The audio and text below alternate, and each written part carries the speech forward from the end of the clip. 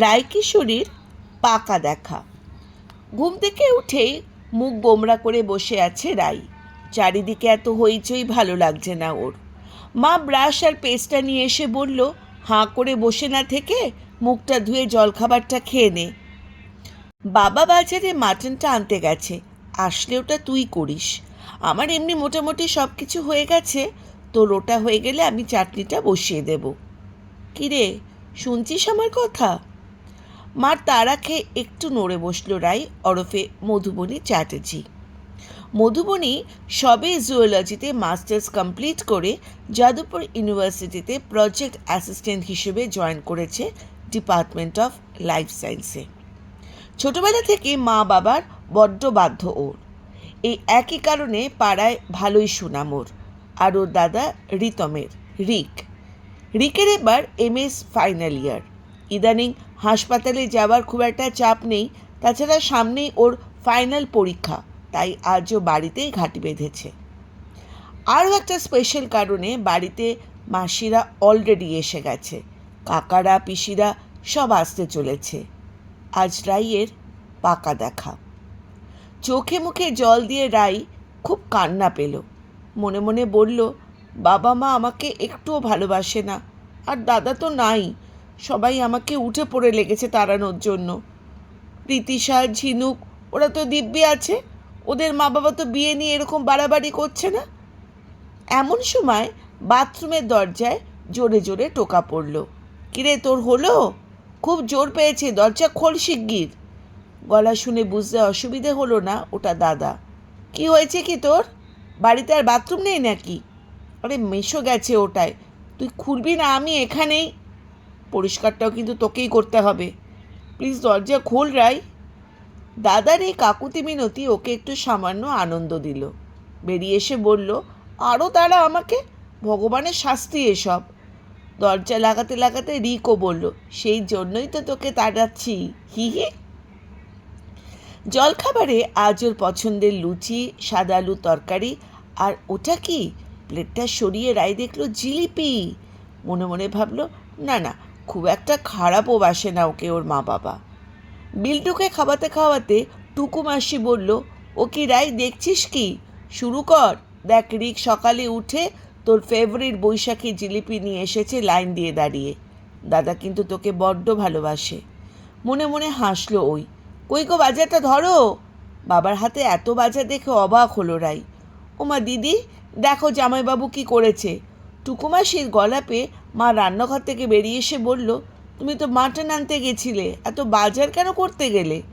আমার কিন্তু সব রান্না কমপ্লিট। রাই মাটনটা করবে আর চাটনিটা বসাবো, ব্যাস।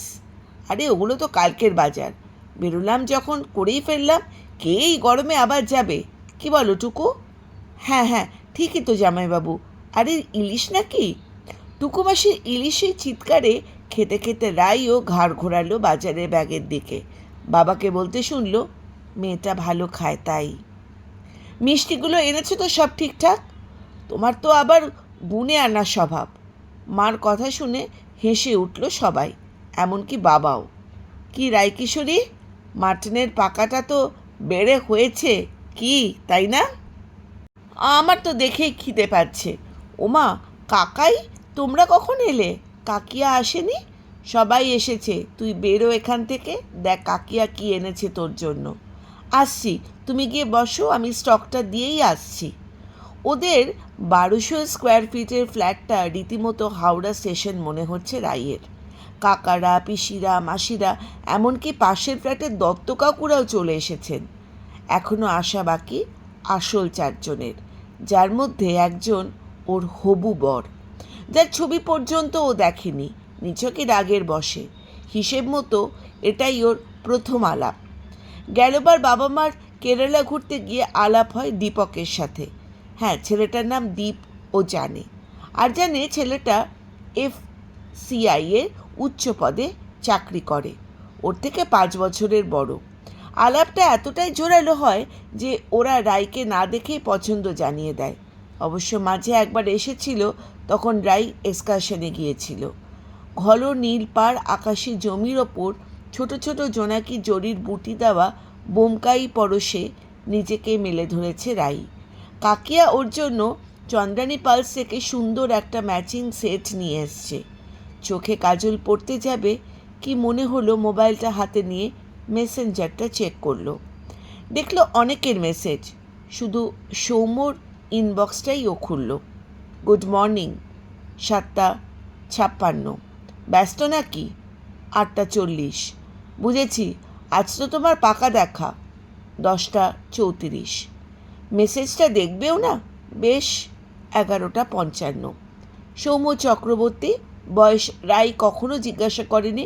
ফেসবুকে দেওয়া ওয়ার্ডসে গভর্নমেন্ট অফ ইন্ডিয়া, বাড়ি গড়িয়া। ওর সাথে আলাপ এই মাস 4 রাইয়ের সাথে। ছেলেটা বেশ সুন্দর কথা বলে বলে মজার ব্যাপার হলো বাঙালি হয়ে বাংলা লিখতে পারে না, অল্প পড়তে পারে, আর বছর দুয়েক টানা কলকাতায় থেকে বাংলা বলাতে একটু ধাতস্থ হয়েছে। আসলে ওর বাবার কাজের সূত্রে বরাবরই ওকে ওর বোনকে বাইরে বাইরে কাটাতে হয়েছে, যার মধ্যে বেশ কয়েক বছর ওরা রাঁচিতে ছিল। প্রথম প্রথম রায়ে ওদের বাকিদের মতনই ঘাড়ে পড়া লাগতো, কিন্তু ধীরে ধীরে মনে হলো ছেলেটার নিচে কি গল্প করতে চায়। কোনো মুভি নিয়ে তো কখনো গান নিয়ে, কখনো কখনো অপরিচিত মানুষকেই বোধহয় নিজের সব ক্ষোভের গল্প উজাড় করে দেওয়া যায়। একদিন সেরকমই হয়েছিল, আর সেই থেকেই সৌম্য রাইয়ের অদেখা বেশ ভালো বন্ধু। আজকে যে দীপরা ওকে দেখতে আসছে, হয়তো বিয়ের ডেটটাও ফিক্স হয়ে যাবে, সেটাও রাই সৌম্যকে বলেছিল। উত্তরে সৌম্য বলেছিল, বাহ, তাই নাকি? তাহলে তো তোমার সাথে এরপর থেকে আর কথাই বলা যাবে না। দীপ জানলে আমাকে কেলিয়েই দেবে। ভারী রাগ হয় রাই ওর এই লেখাটা পড়ে। তারপর থেকে আর কথা বলেনি ওর সাথে। রাই বোঝে না রাগটা আসলে কার ওপর, নিজে ওকে ভালো লাগার কথাটা বলতে না পারায়, নাকি বাবা মার দীপের সাথে ওর মতামত না নিয়ে দেখতে আসাতে রাজি হয়ে যাওয়ায়। দীপ তো চেনেই না ওকে, জানেই না ওর ইচ্ছেগুলো কি। সব ইচ্ছেগুলো জানিয়েছিল একমাত্র সৌম্যকে। গল্প সঙ্গে চায়ের আড্ডায় আমি ইন্দ্রাণী। আজকে শুনছেন রাই কিশোরীর পাকা দেখা। আপনারা যারা আমার এই চ্যানেলটিকে প্রথমবার শুনছেন, যদি আপনাদের চ্যানেলটি ভালো লেগে থাকে তাহলে চ্যানেলটিকে সাবস্ক্রাইব করে আপনাদের অমূল্য মতামত জানাবেন এবং পারলে একটি লাইক দেবেন।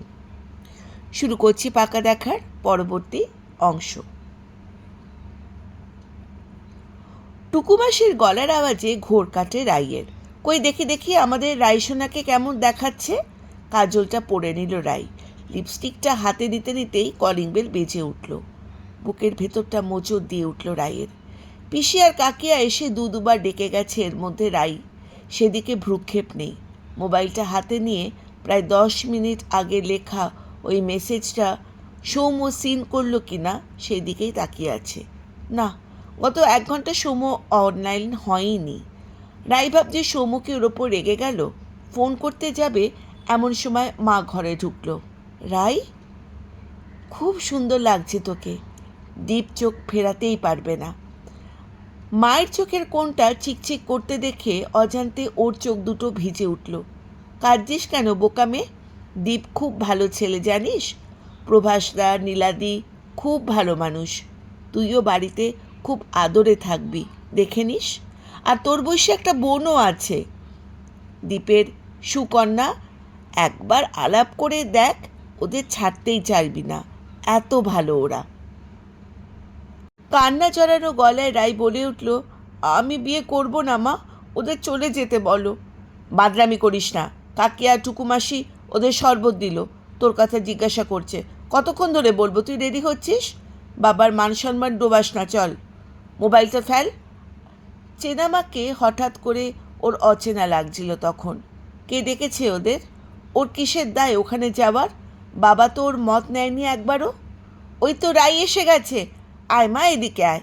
ওনারা কখন থেকে অপেক্ষা করছেন তোর সাথে আলাপ করবেন বলে। বলতে বলতেই বাবা এসে হাতটা ধরল রাইয়ের। কেমন একটা অজানা ভয়ে বাবার হাত আঁকড়ে ধরে রাইও।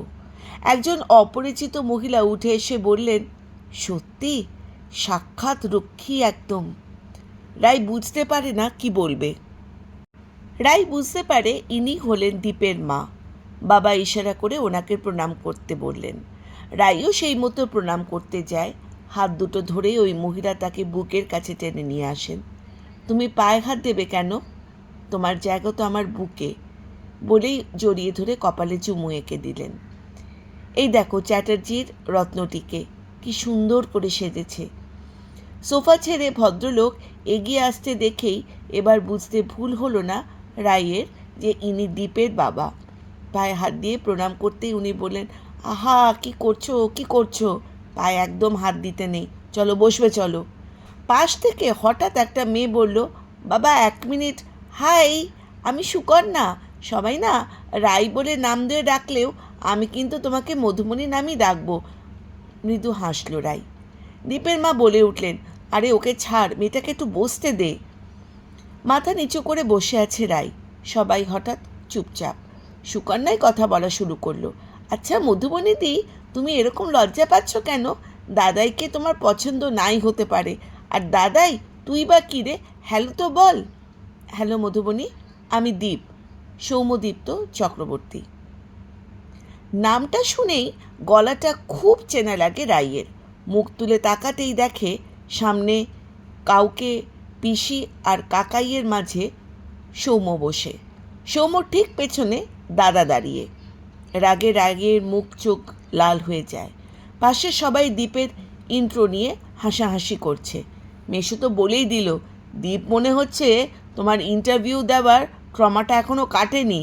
কেউ না খেয়াল করলেও দীপ রাইয়ের চোখের জলটা ঠিক দেখতে পেল। রাই কোনো দিক না তাকিয়ে ওখান থেকে শটাং উঠে গিয়ে নিজের ঘরে এসে দরজা আটকে দিল। সাময়িক ছন্দপতন। কেউ কিছু বলার আগেই দীপ বলল, দাঁড়ান আমি দেখছি।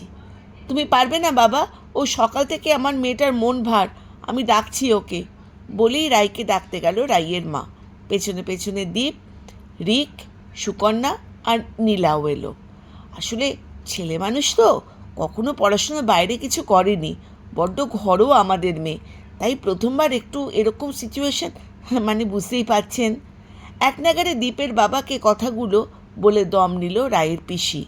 কাকাই মেশো পিসাই ব্যাপারটাকে হালকা করতে রাইয়ের কাকিমা আর টুকুমাসিকে খাবারের দিকটা দেখতে বলল। বেচারা চ্যাটার্জি বাবু, মেয়ের কাণ্ড দেখে তো কপালে ভাঁজ। রাই দরজা খোল, কি হচ্ছেটা কি? ওনারা কত দূর থেকে এসেছেন আর তোর সাথে একটু কথা বলতে। ছি ছি, তুই এটা কি করলি? দরজাটা খোল বলছি। এরকম করে বলো না মিতা, ও ছেলে মানুষ, তুমি বকাবকি করলে ও আরও ঘাবড়ে যাবে। নীলা বলে ওঠেন। রিক বলল, সুকন্যা ডাকলো, কোনো সাড়া নেই ওদিকে। দীপ এবার দরজার কাছে এসে রাইকে দুবার ডাকলো।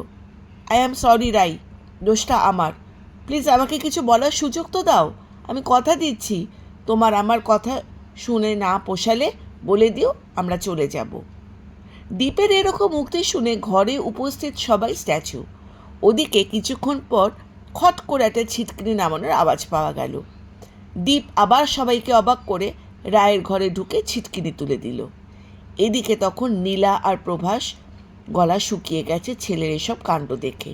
সুকন্যা আর রিক সবার মুখের এক্সপ্রেশনটাকে বোঝার চেষ্টা করছে। রাইয়ের মা দেয়ালে হেলান দিয়ে দরজার দিকে তাকিয়ে, তার পাশে দত্ত কাকিমা, রাইয়ের বাবা টেনশনে সিগারেটের প্যাকেট খুঁজতে ব্যস্ত। টুকুমাসি কার জন্য ভাত বাড়বে বুঝতে না পেরে বিল্টুকেই খাইয়ে দিচ্ছে। পিসি আর কাকিয়া রান্নাঘর থেকে মুখ বাড়িয়ে দরজায় রক্ষ রাখছে। পিসাইয়ের মোবাইলে পিসাই আর দত্ত কাকু সেই ফাঁকে ক্রিকেটের স্কোরে চোখ বোলাচ্ছে, আর মেশো জুতো গলিয়ে রাইয়ের ফেভারিট আইসক্রিম আনতে বেরিয়ে গেছে। আর ওইদিকে রাই খাটে বসে দীপ দাঁড়িয়ে। শোনো না, দীপ বলল। কান খোলাই তো আছে, যা বলার বলে যাও। রাইয়ের উত্তরে দীপ যেন একটু বেসামাল হলো। তাও নিজেকে সামলে নিয়ে বলল, দেখো সেবার যখন তোমাদের বাড়িতে এসেছিলাম তখন তুমি ছিলে না। তোমার দাদা আমাকে তোমার ঘরে এনে তোমার আঁকা ছবিগুলো দেখায়। জানো তো, একসময় আমিও খুব ছবি আঁকতাম, কিন্তু বড় হবার সাথে সাথে সেগুলো ছুটে গেল। সেদিনই খুব ইচ্ছে হলো তোমার সাথে আলাপ করার। বাড়িতে ফিরে জানলাম দুই বাড়িতেই চায় তোমার আমার একটা নামের সম্পর্ক হোক। আমি তো তোমার ফাইনাল সেমের পর তোমার সাথে দেখা করব ভেবেছিলাম, কিন্তু যখন তোমার দাদার সাথে মেট্রো স্টেশনে দেখা হলো জানতে পারলাম তুমি বিয়ে করতে রাজি হওনি। এমনকি আমার ছবি পর্যন্ত তুমি দেখোনি। সেদিন রাতে ফিরেই ফেসবুকে তোমাকে অ্যাড করি। তুমি অ্যাকসেপ্ট করার পর তোমাকে হ্যালো রোজ পাঠানো শুরু করি। তুমি অচেনা লোক ভেবে এড়িয়ে যেতে। একদিন তোমার প্রোফাইলে কিছু গান আর সিনেমার পোস্ট দেখলাম, বুঝলাম তুমি ওগুলো পছন্দ করো। ওপরওয়ালাও সাথ দিলেন আর কি, আমরা ধীরে ধীরে বন্ধু হয়ে উঠলাম। কিন্তু ইয়াকিন করো, সবসময় ভাবতাম এই বুঝি তুমি জানতে পেরে গেলে আমার পরিচয়। আজকের দিনটা যত এগিয়ে আসছিল আমি তত বেশি ভয় পাচ্ছিলাম আমার তোমাকে হারিয়ে যদি ফেলি। আমি তোমাকে হারাতে চাই না রাই, ভালোবেসে ফেলেছি এই কদিনে তোমাকে। মিনিট খানেকের স্তব্ধতা। কতবার বলেছি না বাংলার মাঝখানে হিন্দি শব্দগুলো ইউজ করবে না। রাইয়ের গলা শুনে চোরের মতন তাকায় দীপ ওর দিকে। রাই আরও বলে, পরিচয় গোপন করে ভালোই করেছ, সত্যিটা জানলে হয়তো আমিও তোমাকে ভালোবাসতাম না। দীপ এগিয়ে এসে জড়ি ধরে রাইকে। দরজা খুলে বাইরে এসে দেখে শরণার্থীর মতন সবাই ওদের দিকে তাকিয়ে। ঘর জুড়ে পিন ড্রপ সাইলেন্স। দীপ রাইয়ের মাকে বলল, মা মাস্ট খিদে গেছে আন্টি, খেতে দিন না প্লিজ। গোটা ঘর জুড়ে হুলুস তুলুস ব্যাপার, এ ওটা আনে ও সেটা আনে। খেতে বসে দীপকে সবাই জিজ্ঞাসা করলো, রাইকে মানালে কি করে? মাটনের হাড়টা চুষতে চুষতে দীপ জানিয়ে দিল ঘটনাটা। হাসিতে ফেটে পড়ে সবাই। রাই এবার সত্যি খুব লজ্জা পায়।